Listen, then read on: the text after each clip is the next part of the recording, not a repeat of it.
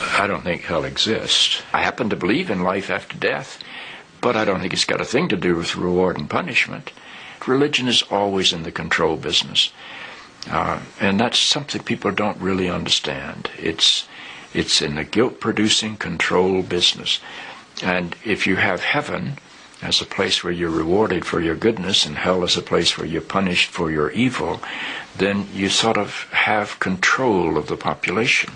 And so they create this fiery place, which has quite literally scared the hell out of a lot of people throughout Christian history. Mm-hmm. And it's part of a control tactic. But wait a minute, you're saying that hell, the idea of a place under the earth or somewhere where you're tormented for an eternity, is actually an invention of the church? I think the church fired its furnaces hotter than anybody else.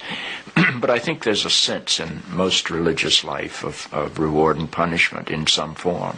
The church doesn't like for people to grow up, because you can't control grown-ups. That's why we talk about being born again. When you're born again, you're still a child. The people don't need to be born again. They need to grow up. They need to accept their responsibility for themselves and the world.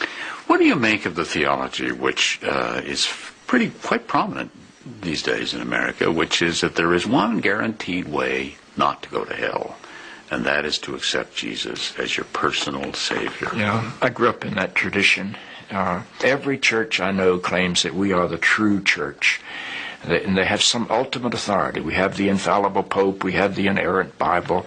The idea that the truth of God can be bound in any human system, by any human creed, by any human book, is almost beyond imagination for me.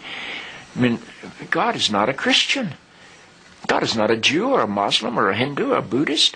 All of those are human systems which human beings have created to try to help us walk into the mystery of God. I honor my tradition. I walk through my tradition.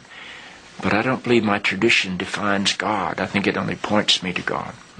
You and I are emerging people, not fallen people.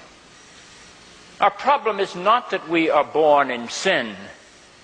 Our problem is we do not yet know how to achieve being fully human.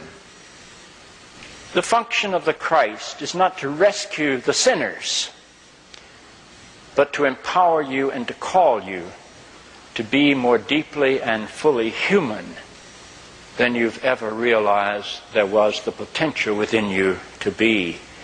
Maybe salvation needs to be conveyed in terms of enhancing your humanity rather than rescuing you from it. Life is a startling and wondrous experience. And eventually, I think we're going to discover that God is unfolding through the life of our consciousness and our self-consciousness, and is not a parent figure up in the sky. But I believe because I'm related to something that is not bound by time and space, that I will share in whatever God's eternity is.